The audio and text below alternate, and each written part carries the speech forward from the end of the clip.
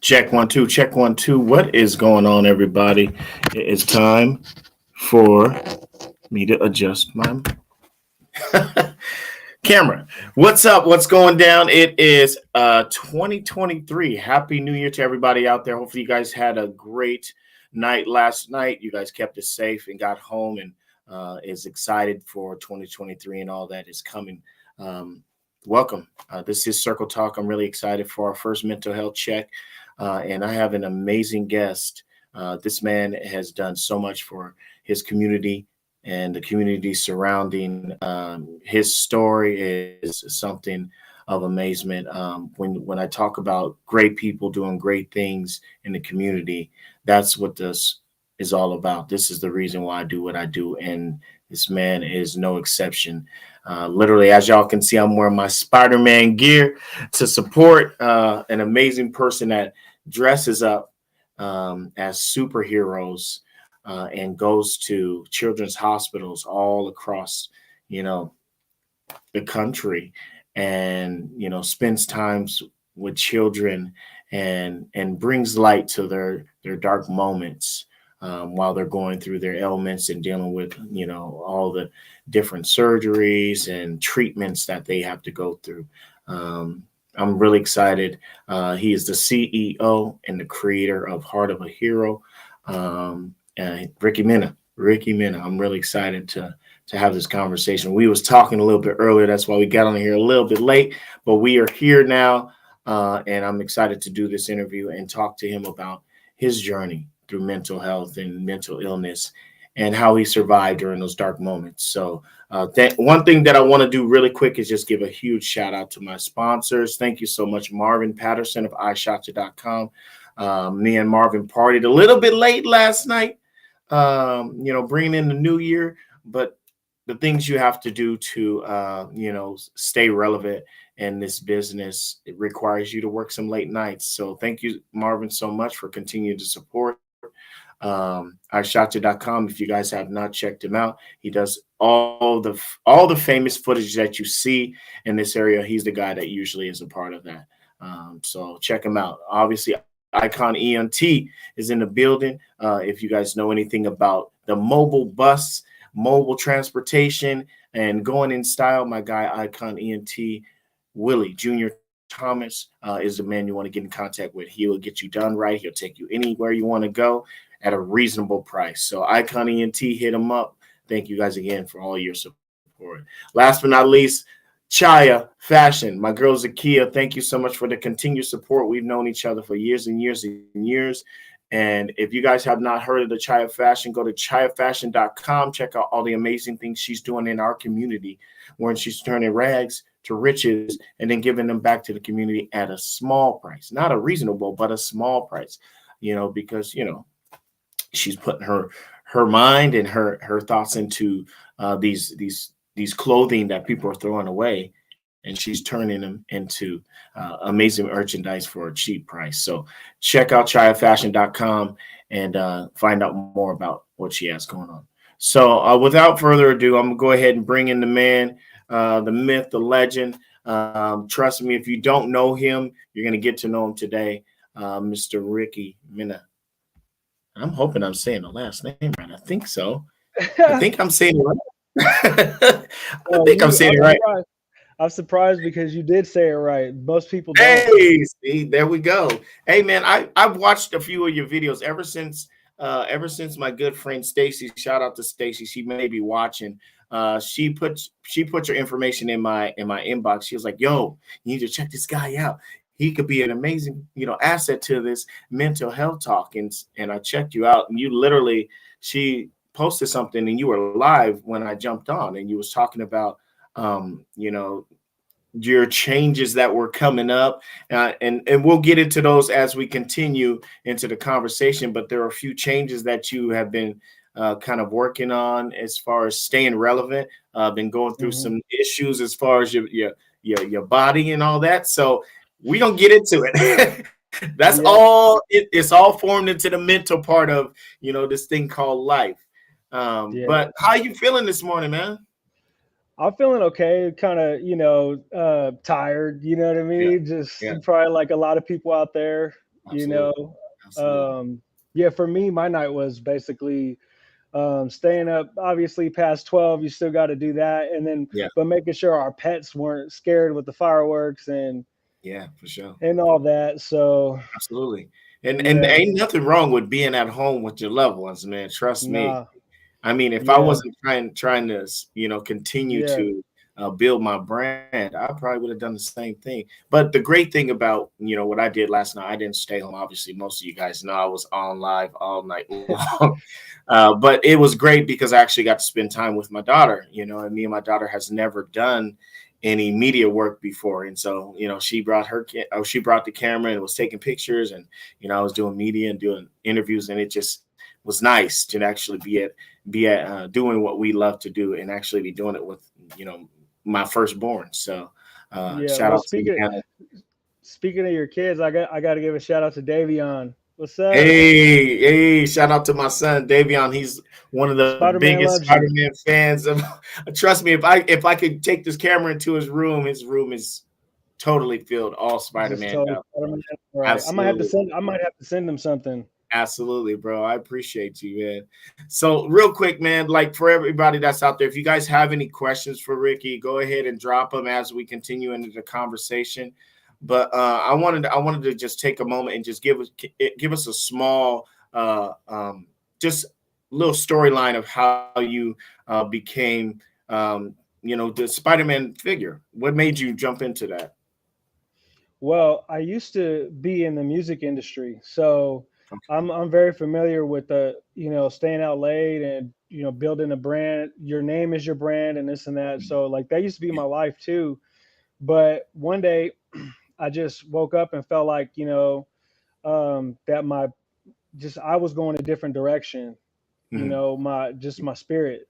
And so I left the music industry, as far as like doing wanting to do it as a career, and Yeah, still do music and songwriting like in my hobby. I still do that mhm. now, but yeah, so I left that, and then it was kind of a big deal because I was making like my living based on that. And so I'm a crazy person, and Yeah, I'll follow my heart no matter what. And so I could do that because I don't have any kids, or at that time I didn't have a wife or nothing like that. So yeah, I just left and found myself like with the consequences of just jumping into something like that, basically living on my friend's couch to get back on my feet. yeah, Um, and so I was like doing the personal training thing because I was really into fitness and stuff yeah, like that.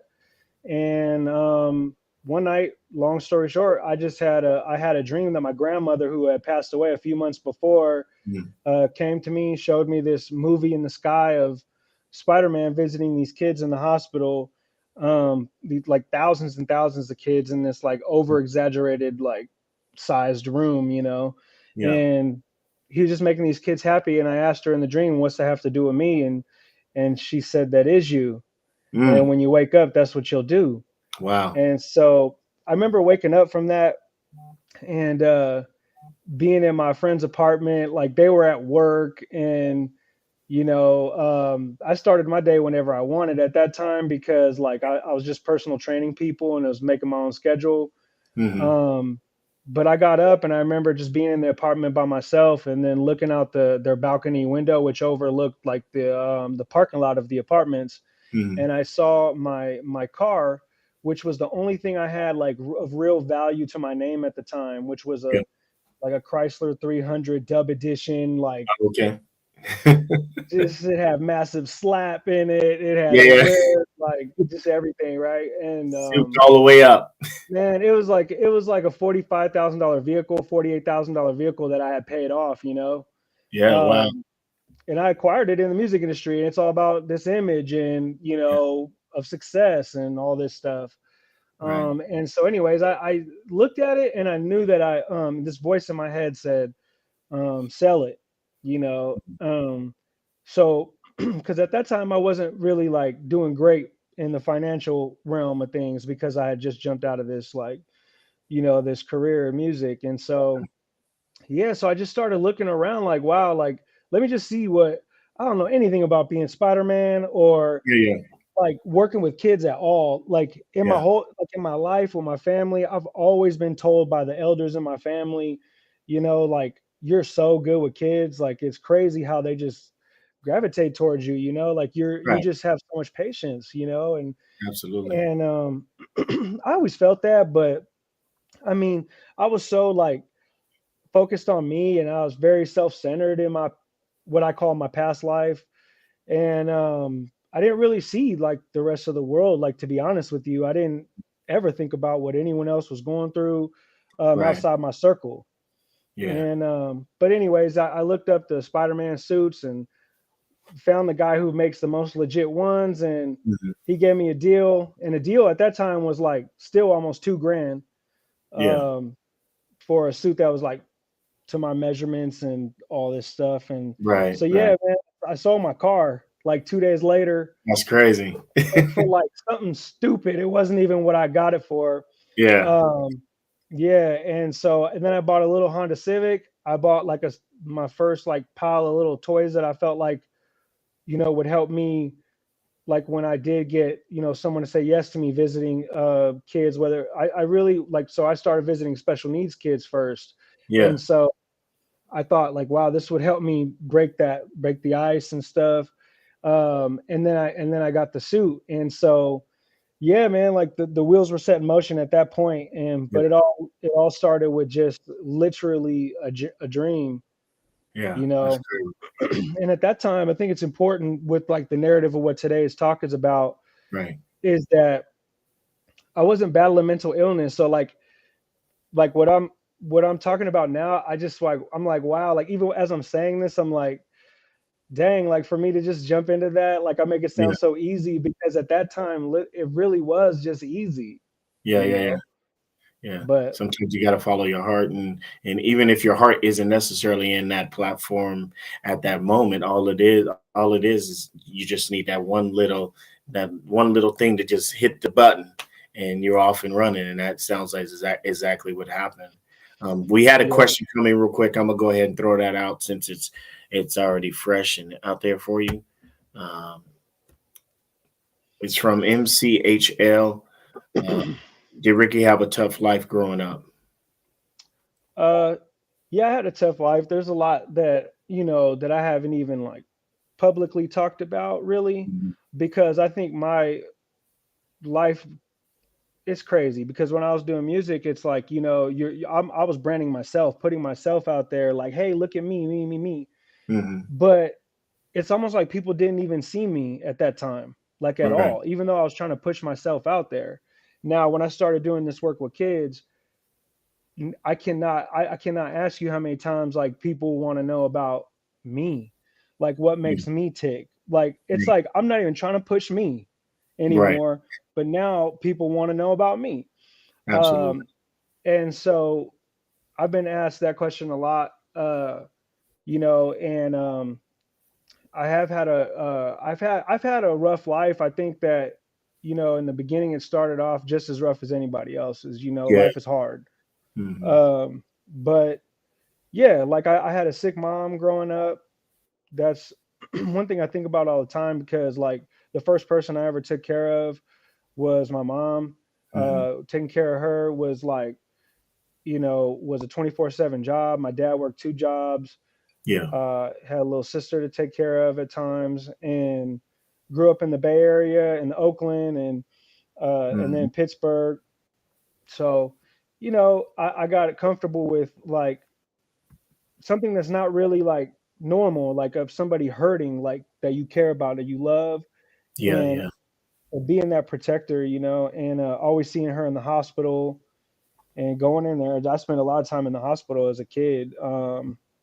And so just watching her hurt, like, kind of is what motivated me, but I guess also is something that is like my kryptonite, I guess you could say. Yeah, yeah. I don't like seeing people hurt, and Right. I feel like I got to do something, even though, like we all know, like if somebody's hurting, um, like there's only so much you can do. Like there's only so Absolutely. many things that are in your hands. Right. But yeah, growing up, I mean, there's some things I haven't really spoke on, like, and I might, I'm thinking about writing a book, but that's later down the road. I'm just really just want to focus, and I want people to focus on like the kids themselves while I'm doing the journey and Yeah. all this. But there was some abuse, you know, from like not from my immediate family, but from the outside, uh, like physical abuse and stuff like that, that I had to get through, Hmm. stuff like that. And it's Let crazy me ask. because, like, go ahead. Let me ask you something. Did because I'm the kind of same. I'm kind of me and you. We have kind of a similar story. Like obviously, when it comes to abuse, I dealt with a lot of abuse as a kid. Like, Hmm. and for me, it took me a long time to get to a place to where I could talk about it. And I think when I say that, I didn't deal with any mental health or mental illnesses, or anything like that. It's like the music scene pretty much put me in a place where it never really came into fruition until I Hmm. started to have those alone times. Do you think that, watching your mom go through what she went through was a form of mental illness as you grew up? You just hid it behind the music? Kind of like how I was, because I knew all the things that my dad was doing to my mom. He was very abusive. He was abusive to all of us. But I hid it so well. Nobody knew I was going through it in high school, even though I wasn't staying at home. Nobody knew that my dad was that type of person until I started sharing about it. Um, Hmm. and it took me a long time to get to that point. You know what I'm saying? Like I fought with it a lot inside. Do Hmm. you fight with those? Do you go through those battles a lot? Did you go through those battles a lot with, dealing with, your mom and the hurt and pain that you had to watch her go through? Were you going through it as well and just hiding it, or what do you think about that? Yeah, I think what's unique about us being in the music, right, or being in the realm of media of some kind, Yeah, especially like, the music I did was hip hop music. So right. I think hip hop music, I love hip hop music, I love rap music, I love the culture, but I think a Yeah. lot of the culture can offer some toxicity as well. Ooh, Um, and so it's always like you got to put on this tough guy act, or you absolutely. might be seen less of a man if you express some things that you're really going through.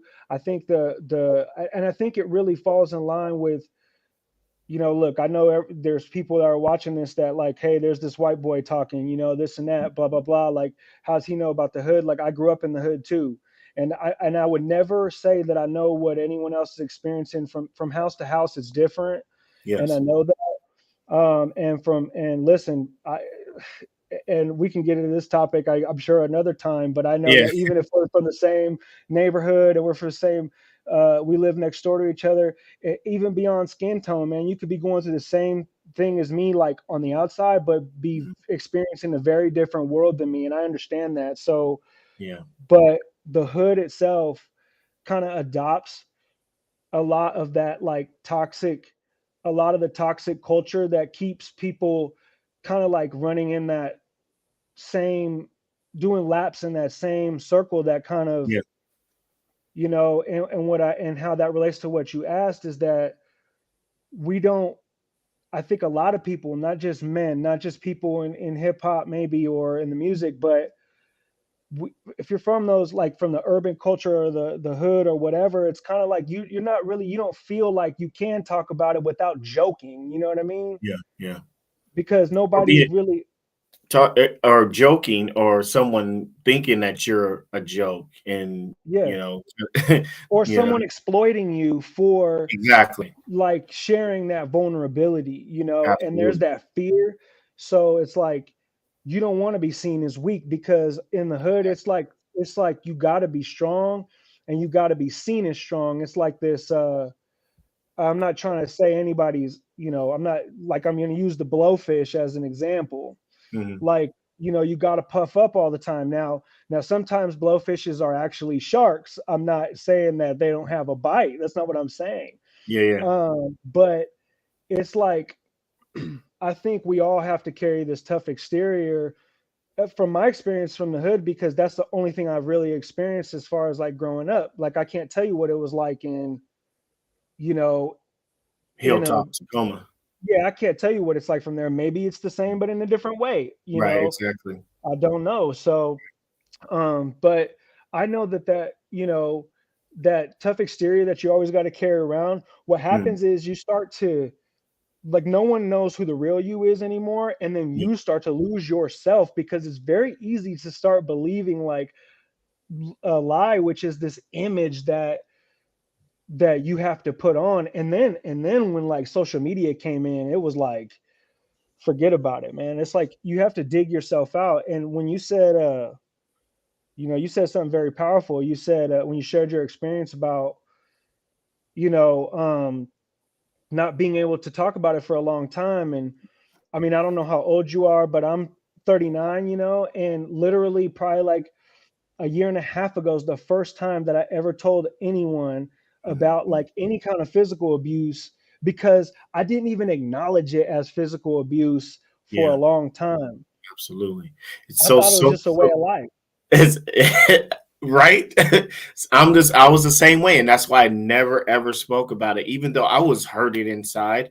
I was like questioning, like, why I thought you loved me, but you're sitting up here with your hands around my neck, choking me. That's really confusing. You know what I'm saying? And I always tell this story because to me, it's a clear, idea of how much confusion I had to deal with. You go to school and you struggle with schoolwork. You go to church and you try to fit in at church, and if you don't have this type of facade, then you're put into another category, and when it comes to that. But then, like, I go home, and if I don't follow this lead, that my dad is doing, which is my dad is a Rolling Stone, and he's all in the streets and Hmm. drinking all times of night, coming home drunk and acting a wild fool. If I'm not following this category where he's at, where do I go? Like, what's right, what's wrong? I dealt with that like all coming up. Like, my mom's in the church heavy. Hmm. He had us in church school heavy, and then my Yeah. dad got out of prison, came home, and I was a and I've told people this before, but I loved my dad. I wanted to be like my dad, Hmm. but my mom was the person that took care of us, because my Yes. dad was never around. And so Hmm. just trying to figure out what is good versus bad, what's real versus not, which person I wanted to truly be versus person I wanted to steer clear from. We all dealt with that confusion, me and my brothers coming up. And so, we all took our own directions. I got a brother that's locked up. I got a brother that's in an institution, and I got a brother that's working construction. And then one of them that passed on. But like, we all chose our routes, and we've all dealt with our demons and illnesses as far as this life goes. But Hmm. it's been a crazy journey, for Yeah. sure. Let's do something, guys, because I know this conversation can go 2-3 hours, no problem. Yeah, for And this sure. is our first time actually talking, though. Like, I'm just like, yo, like, we Yeah. can really get into it deep. Let's talk about how you dealt with your mental illnesses when you first realized that it was coming into your life and trying to overwhelm you. How did you deal with it? I I want to point out there that like, I don't ever talk about dealing with mental illness as in a past tense, Hmm. because I don't want because Yeah, it's something true. that like I deal with. I think someone that my first therapist told me that was super like, oh my God, it was so hurtful to hear at first, but it was like helpful because now looking back, hindsight's 2020. But this is something that you have to manage. Hmm. I mean, there's no cure for mental illness. You know what I'm saying? True. And True. so it's something that you can manage. So I would never want to put out like, a um, false hopes. Give people false hopes out there, because we're all dealing with it on different levels for sure. Absolutely. But for me, it was horrible. Like when I first, I don't wish how I like got hit with mental illness on anyone. Yeah. So long story short, like you spoke on earlier, my job is Spider-Man. Um, I love doing Spider-Man. Before I started experiencing any kind of mental illness or depression, anything at all, Hmm. anything that slowed me down. Yeah. Um, I was doing it for 4.5 years prior to that. At that time, I had probably visited about 10,000, 11,000 kids around the world Wow. already. And this was like 5 to 7 days a week I was doing it. It was my whole life. And I really felt like God moving through me so hard that I just felt like I would pray, give me one more, give me one Yeah. more, give me one more. Yeah. As far as one more is another day, one more is another child, put me in front of, I know I can help. And I was, and I saw what was happening in these families and these kids. So, but I had got really close to a group of kids because my whole thing is like not just visiting kids once and then bouncing and never seeing them Right. again.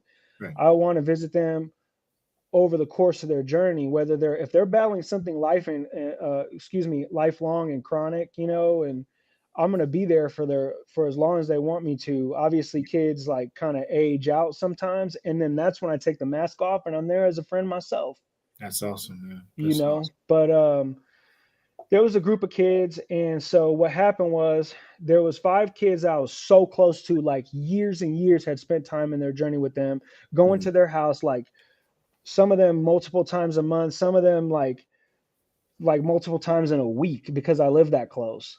Wow. Um, like for years. And Hmm. they all died in a span of 1 month. There was 5 kids. Yeah. And 2 of them I held as they passed away, Damn. coached coached to heaven, or wherever we go after this. And I actually was not wearing my Spider-Man suit for those 2 kids because I was so close to the families. I was family.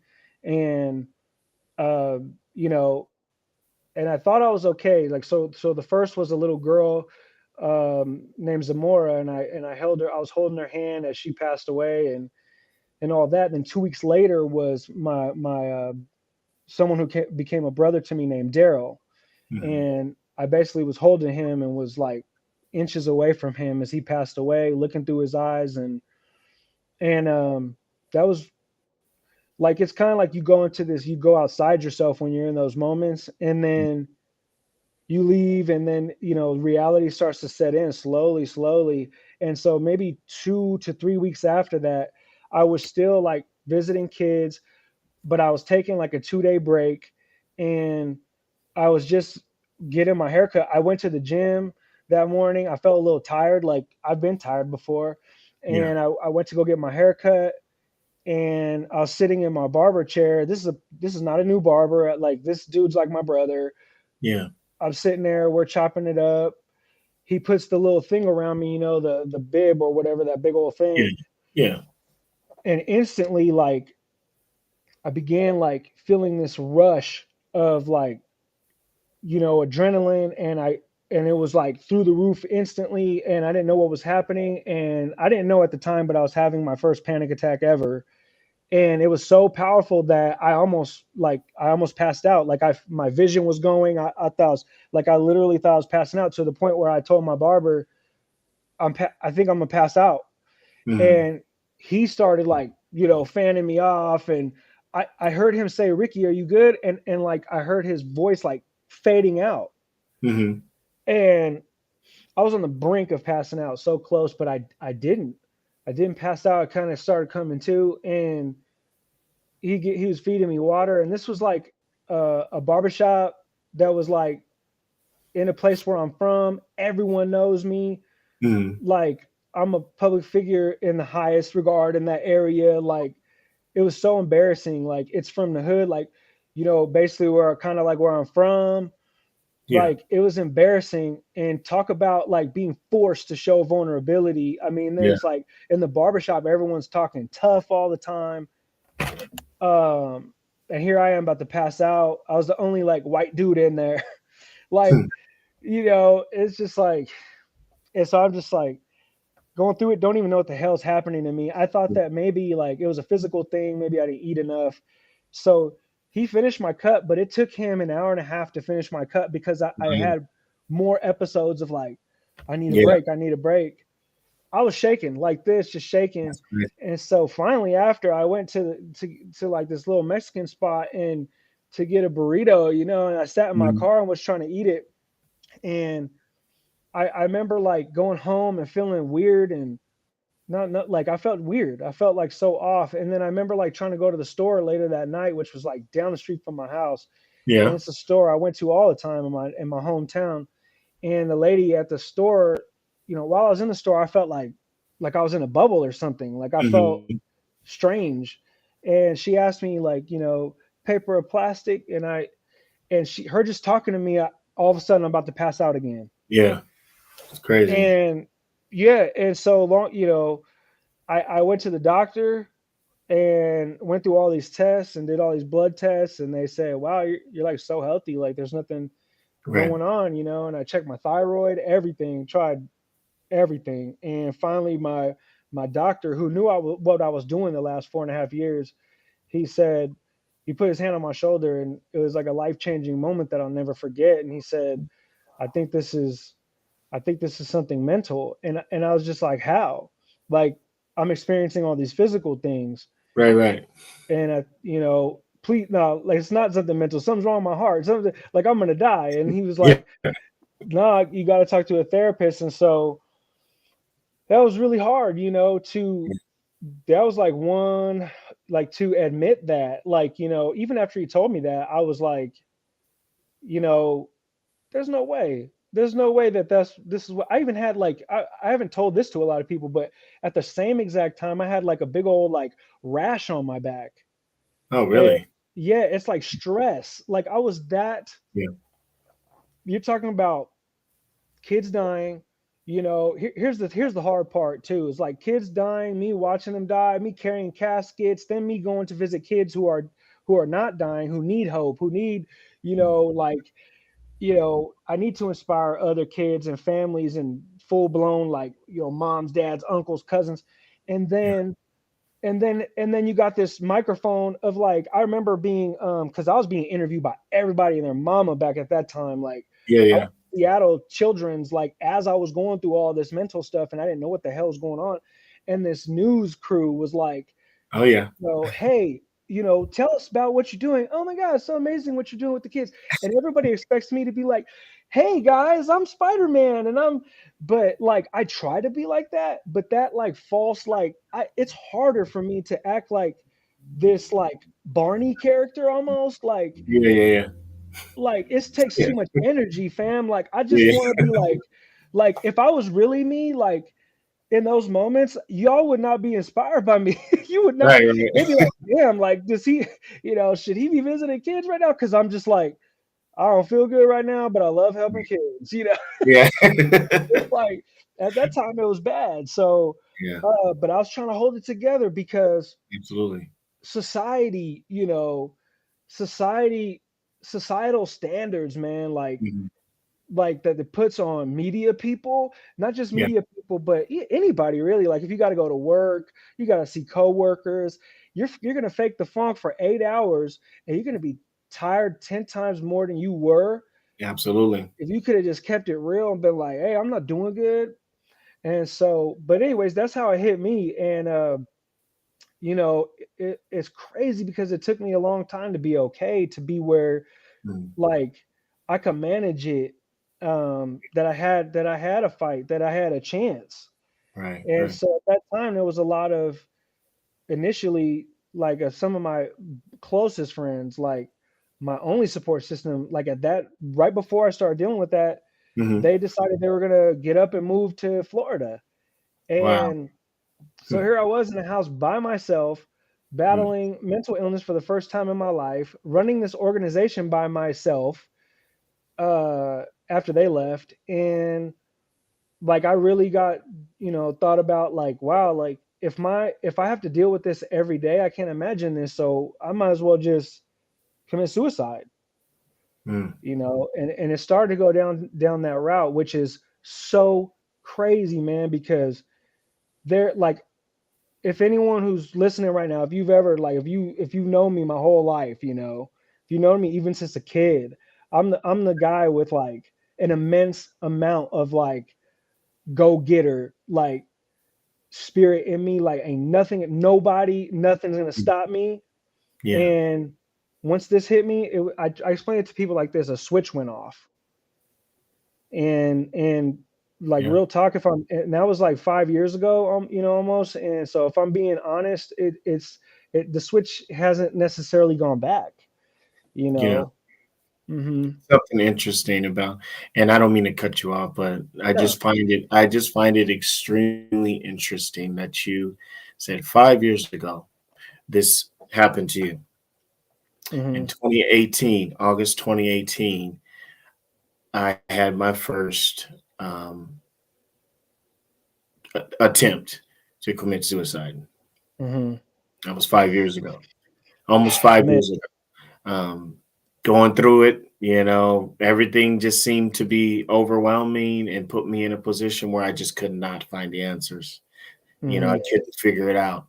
And, at that moment I still remember driving to my spot, and, I don't know how to swim, obviously. Swimming isn't my thing. Never learned how to Yeah. swim. Went to this lake, and I was gonna jump in the lake, and I had a moment with God, coming to God moment. He spoke to me, and he basically asked me questions about everything that I had problems with. And why are you struggling at home? Well, because I'm the father of the house and I'm not doing my fatherly duties. Why are you struggling at work? Well, because you're the boss and you're not doing your boss duties.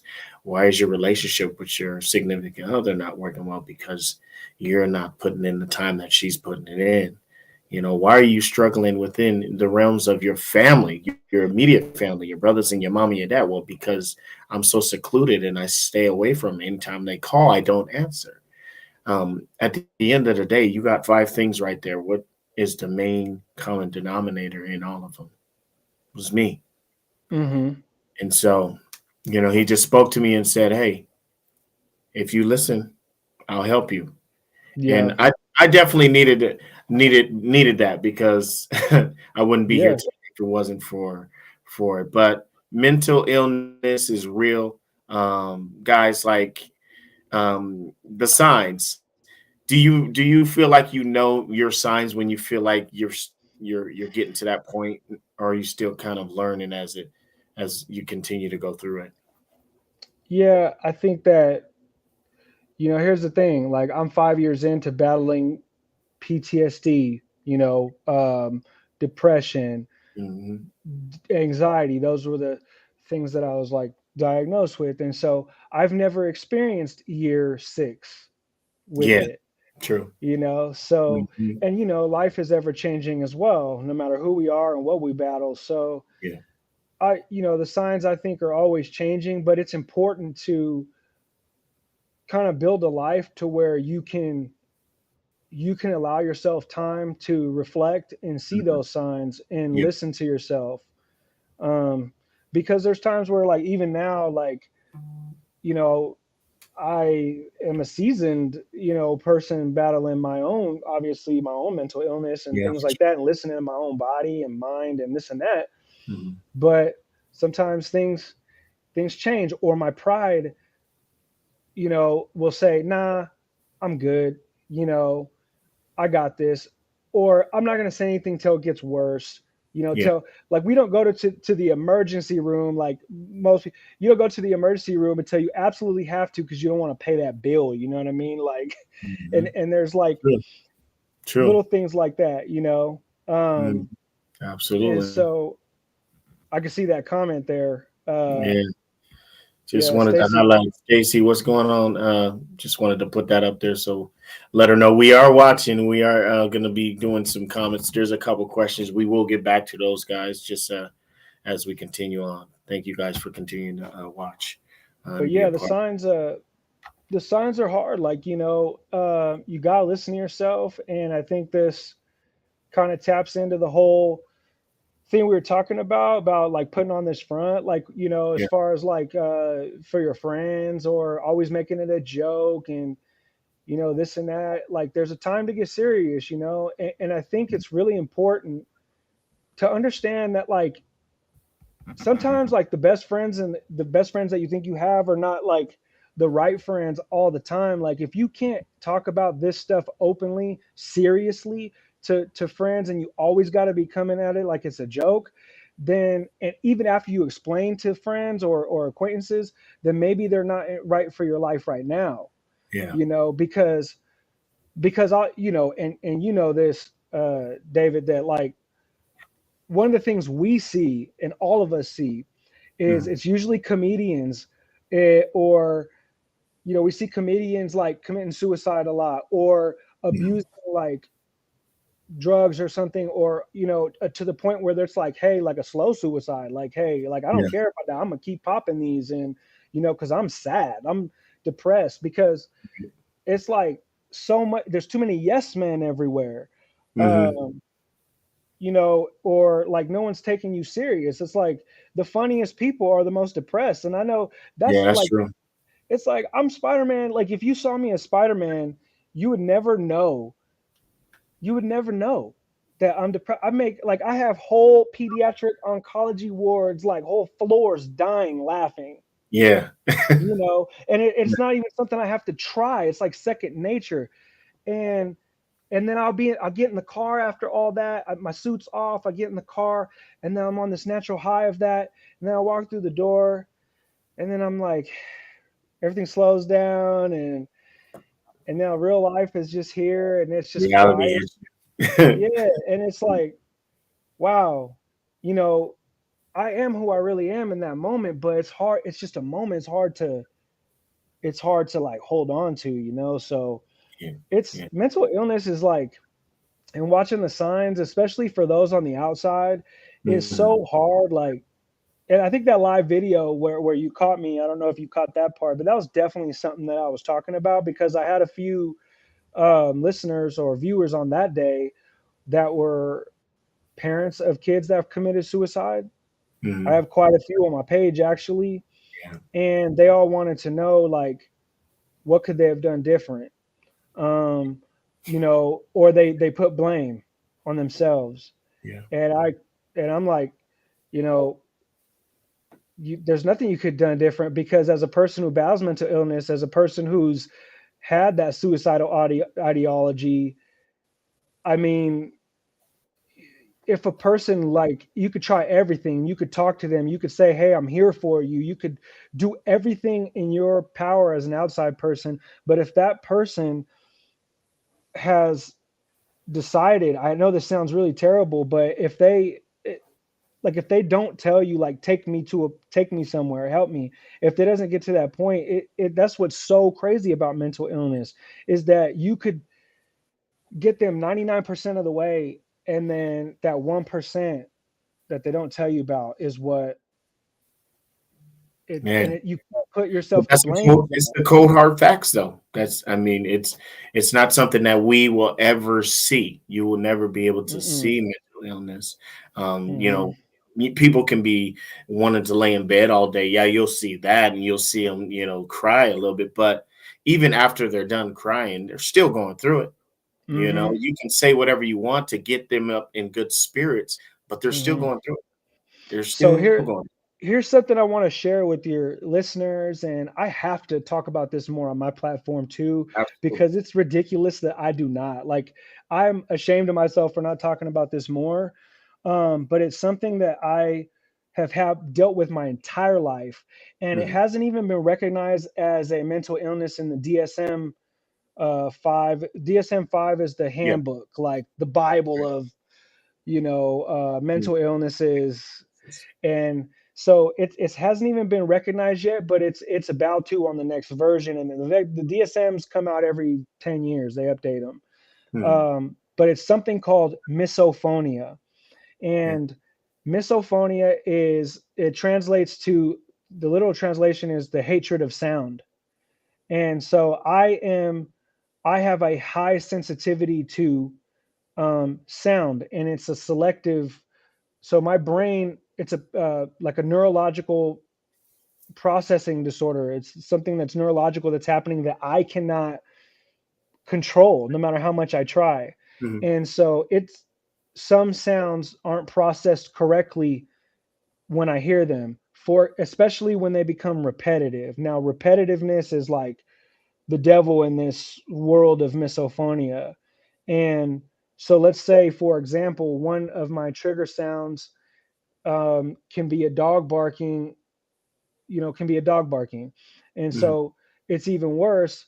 Like if it's my own dog, it's like I am triggered by it, but I could, I can bring my dog in, I can control that. But if it's Yeah. from a neighbor and it's coming through my house, there's no way I could block it. And it's just consistent, consistent, consistent. You Mhm. go into your body, because your brain doesn't process it, it goes into fight or flight mode. And now I'm in fight or flight mode. And now I have to battle PTSD. It's like it's like the gas can to PTSD, Mhm. anxiety, and depression. Yeah. And so if I'm surrounded by these sounds, and Mhm. there's like a ton, I have a whole list, right? Yeah. And so misophonia, it was coined in the year 2001 in the medical community, and there's Mhm. like millions and millions of people suffering from this and they don't even know it, Right. because they just get mad. It causes like extreme rage in the moment when you hear like a sound, and you just have to escape it. Mhm. um, and so I just wanted to touch base on that and mention that because for me, like when I got diagnosed with PTSD, you know, like it really like that made my world like almost impossible, Mhm.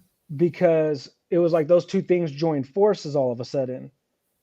And Wow. before, yeah, and then like, my life changing, like we talked about life changes and mental illness, like Mhm. before that, I'm happy to be married. I've been married for almost 5 years, so almost as long as I've been battling. But It's awesome. um it's like I don't move around as much anymore. And so that actually presents an issue because, before I met my wife, I was not in the same place longer than a week, Yeah. and traveling, meeting kids in London and going to Chicago, and I was flying everywhere. I loved it. I was loving it. But I didn't know subconsciously that I was like, that was my survival, like from sounds and, and dealing with what I was dealing with the kids. And then I get married, and you can't really move around like that. You got a house you rent, and Yeah. I got cats now. We got a little family of cats, and Yeah. so That's I'm cool. here and I want to be home, but now I'm subject to sounds that happen more consistently around me. Yeah. Yeah. And so, but it's, That's interesting. yeah, so anyone out there who's struggling, who doesn't know, look up misophonia, Google it. Um, I've actually been studied by Duke University. My brain has been studied, Wow. by Duke University, because I'm trying to help. Yeah. And Yeah. For sure. That's awesome. so yeah, anyone out there, just Google that. You're not crazy, you know. Right. So So misophonia and PTSD. You was and dealing with depression, yeah. and depression. I mean, Hmm. They wow. all Depression, I feel like, is a for me at least, is a, and maybe a lot of people relate, is an after, like as a residual effect Mm. of, is a rigid. I think this is for anyone actually. Now that I'm saying this, I'm having this epiphany like type moment. It's a residual effect of trauma. Yeah. It really is. Like any Yeah. of us who are battling like actual, we're, you and I know, we're not talking about being sad for a day or two or being sad. No. Like Mm-mm. depression is a deep rooted, it's so incredibly difficult to shake. And when you do, it'll be back, it's a roller coaster. It's tough. It's hard, Mm-mm. um, but it's a residual effect of trauma that like you and I were talking about Mhm. earlier. And what's crazy about the brain, PTSD, and I'm sure you know this, a lot of viewers know this, but PTSD in simplest forms, easiest way to put it is like bad moments in a person's life, bad memories, trauma that you experienced, that you were there for, that you heard, or whatever, that your brain didn't file away Mhm. because it was so traumatic. It's focusing on it, and now when it finds itself in a similar situation, whether it be sound or smells or visuals, it now your body's reacting because it thinks it's reliving that moment. Mhm. Um, Facts. even though it's not. And so but you'll feel all those same things and you'll go into that fight or flight mode. Um, and so depression is to me is a residual, is an after, like, because you're depressed, like, I, you you can't, like, when PTSD gets hard or anxiety gets hard, it's like you now start to cope with the idea that this is my life. Mhm. And so Yeah. depression's like, you know, how the hell am I supposed to go to work? How the hell am I supposed to, you know, pay these bills? Like, rent's rising for all of us in the country. Yep. For I'm sure. tired of seeing this political BS of people fighting, like, you know, Hmm. and then it's like, then you almost get pissed off. You look in the, you excuse my language, but you get pissed off when you look in the news feed because everybody, all these influencers are happy. Yeah. Like, it's it's a Yeah. It's treacherous world to exist in because that's not even the truth. right. It's You facts. know, yeah, That's like, true. I didn't shave today because I wanted to show you all the truth. You know what? I have to say this real quick, just for everybody that's watching, um, and ask you a question. Is it possible that we could probably come back for a part two? Maybe I don't know what your beginning of February is looking like. I have one open spot for mental health check for next month. I mean, I would love to have you come back and we can jump back in and share it some more. We're not done quite yet. We got about 7 more minutes, but I just wanted to throw it out there because we haven't even touched on Heart of a Hero much. I mean, Yeah, do we it. sprinkled a little bit, but we didn't really touch about on that too much. And there was some other questions that I needed to ask. And Yeah, let's do it. what we'll I'll do be is I'll be quick. we'll save that for part two. But Yeah. we will definitely continue this conversation moving forward. Uh, there was someone that had a question. I want to make sure that I get back to it because we have totally passed her. I don't know. I hope she's still here. Shay, if you're still here, we're gonna go ahead and jump in your questions. I know she asked this a long time ago, but she said, "Good morning, David and Ricky. Happy New Year. Question for you. I got my head. I got in my head really bad last night after taking my family away for a weekend of reflection and peace. At the end of the night, my children told me that when we woke up in the morning, they were hoping I would cancel out impromptu trip, but say they also had a great time. It put me in my thoughts and had me feeling like I hadn't done enough to make them appreciate the day and be happy. So my questions: how do you deal with the thoughts and headspace of not doing or being enough? Hmm.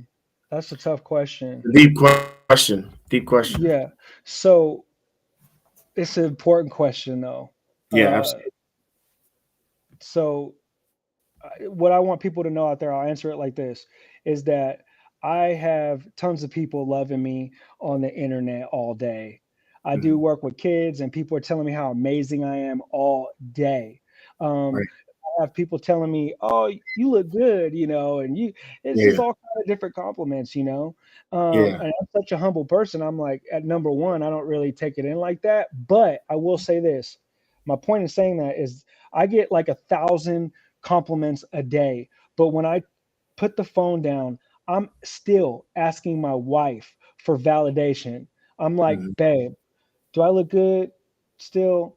I don't Yeah. feel I'm like, babe, do you think I still got it in me to be Spider-Man? I don't know if I can. If you guys saw, like, just how much that I am actually, like, asking the same questions that you are, you would Mhm. know that there's nothing like superhero about me, and that actually being superhuman is really being superhuman.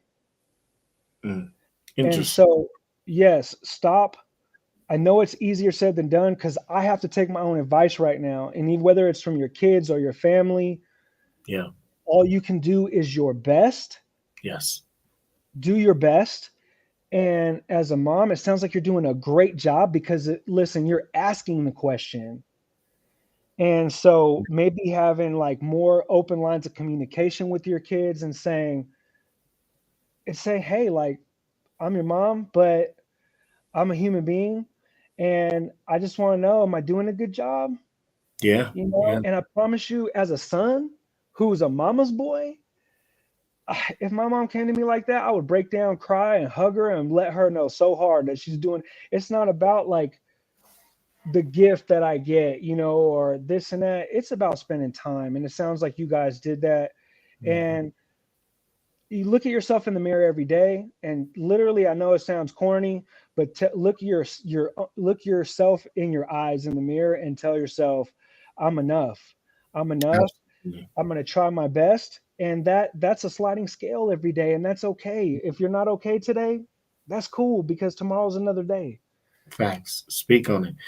And Shay, Stacy, Rochelle, like whoever's viewing, we've had conversations about that, and I second you. I trust me. I wake up in the morning, I look in the mirror, and I say, we're gonna do better. We're gonna try and be better than we was the day before. We're gonna smile. We're gonna go out there and be the best versions of ourselves that we can be today. And Hmm. every day you just strive to continue to be better. There Yeah. are going to be those hard days. You have to accept it and be like, you know what, today's a hard day, Yeah. but I'm going to Yeah. get through it. You just got to Hmm. continue fighting. Yeah. The one of the things that I learned, just being in the job scene, is great leaders were at some point great followers. Same thing goes for a parent. No, there's no perfect parents in this world. We all struggle at some point in our lives when it comes to being parents. Yeah. But as a leader, you got to know how to follow. You got to know how to listen. You got to know how to have those conversations. And once you get to that point, and I know you're a very talkative person, Shay. Trust me, I know you are. Make sure you're the same way with your children. Hmm. Because if there's something that's bothering them and they're not talking to you, you're gonna see it. You know your kids better than anybody. Talk to them. Yeah. Is there something that you would like to talk about? Is there something that I can, we can sit down and do? It's all about those moments, and taking advantage of them and not allowing them to just go to the side. You see your son or your daughter sitting all alone and not saying nothing, and out of the element, something's going on. Yeah. Say something. So just keep doing what you're doing. You're a great mother, and I know that that might have felt like a stab in the wrong way, but just keep doing what you're supposed to do, as a mother, and take Hmm. care of them, telling them you love them, you know, and always loving yourself. That was the last thing. That's the first thing that I said when I hit 2023, guys. Please make sure you guys love yourself more. Love yourself more this year, you know. Hmm. So yeah, man, we didn't say it a lot. What we're going to do, I'm gonna have you give the people just a quick little breakdown of Heart of a Hero, and then we're gonna go ahead and close this up for part two, guys. It is past the hour, and I do have to go get my boys. So, um, Yeah. so just give them a little breakdown of Heart of a Hero for those that aren't familiar with your organization. I mean, tell them about it. Yeah. So basically, Heart of a Hero is essentially I travel all over the country and world visiting children who are terminal, battling life threatening illness, special needs on the spectrum, and more, uh, taking a therapeutic approach to enhance the quality of their lives. Absolutely. Um, yeah, and so you can go to heartofahero.org and you can find all our links through that main site, Absolutely. because we have 1,000 links these days. So Yeah. you could just go there, check it out, and follow us on Facebook and Instagram, or follow me and Yeah. see updates on kids, and even my life. I post a lot about mental illness. So Yeah. um, yeah. But guys, we're gonna do this again. We just touched the surface. There's, even if we have 4, 5, 6 conversations, there's still gonna be more. But I enjoy hanging out with you, Ricky. You're a great guy. I mean, I am so blessed to be able to share this moment with you, and I'm excited to do it again real soon. Me too. Hopefully, all you viewers will be there as well, because I mean, he's got a story, and we all do. But like it's always amazing to hear about good people in this world that actually care and to Yeah, get out there and do it. Don't just talk about it, but be about it. And that's what you have been doing, and thousands of children. That's a blessing, and I'm happy to have you on Circle Talk, bro. Like real talk, real talk. I'm honored. I'm honored. So thank you. Absolutely. So, guys, we're gonna close up shop. Thank you guys so much for hanging out with us today. We will be back next week. We're gonna get to our first guest, uh, Mr. Brian Gatewood. Is doing amazing things in the Seattle Tacoma area. Got his own little nonprofit that he has created. It's called Innovative Change Makers. We're gonna jump into it and talk with him next week. So make sure you guys tune in next week, next Saturday, with Brian Gatewood. So thank you again so much, Ricky. Thank you, viewers, for being here. We'll see you guys next week. Peace. Hey.